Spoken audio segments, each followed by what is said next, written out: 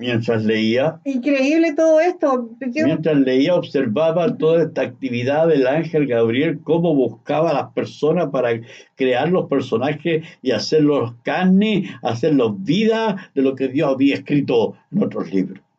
¿Cómo hiciste para encontrar los personajes? Siguiendo a Gabriel, ¿Y cómo encontraste a Gabriel?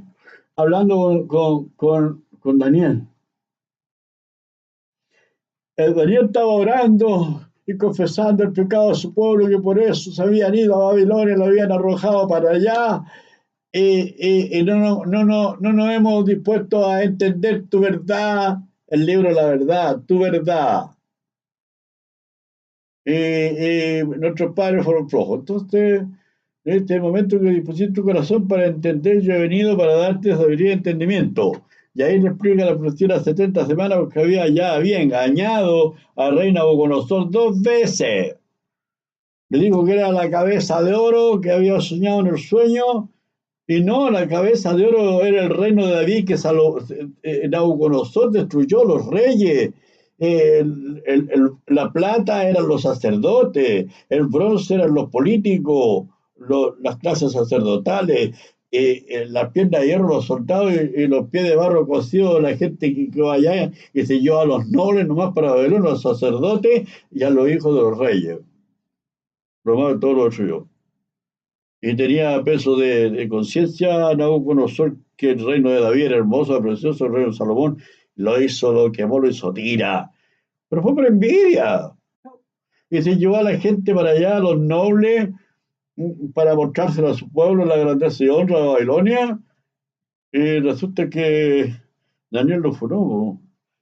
Y soñó un sueño y nadie sabía qué es lo que era el sueño, Claro. y era peso de conciencia que el rey tenía de haber destruido el reino de David, y había soñado con una cabeza de oro, una estatua que tenía de todo tipo de metales, una estructura social del reino de David nomás. Y después soñó otra vez otro sueño, que soñaba con un árbol grande, se veía de todas partes, y en sus ramas anidaban las aves y a la sombra del árbol pastaban los animales. Y le dijo, tú eres ese árbol, mentira, era el templo de Jerusalén.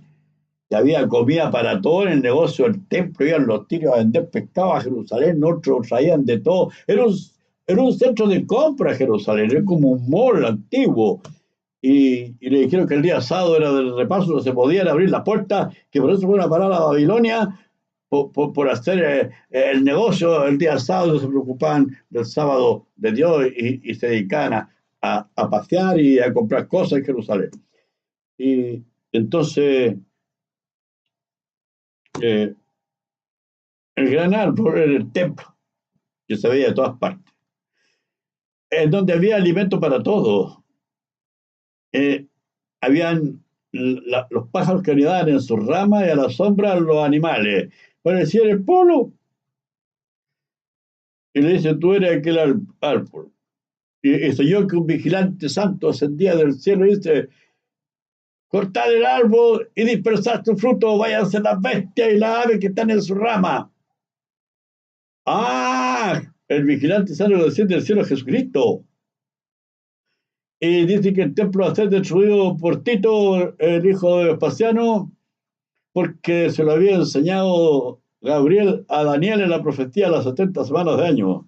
Y Jesús se lo dice en Lucas 21, 20 a 24, y yo estaba enfocando a cómo conversaba Daniel con Gabriel, y cómo conversaba Jesús con los apóstoles, que lo que iba a pasar.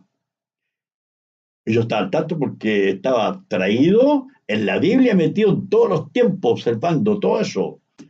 Entonces lo iba guardando en mi corazón, que eran personajes que Gabriel tomaba y los ponía ahí para cumplir la profecía.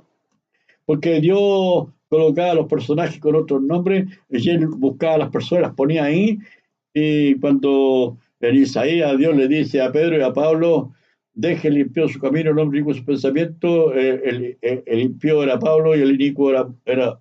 Pedro, y que se dejen de escribir porquerías porque el pensamiento de Dios no son cartas pastorales.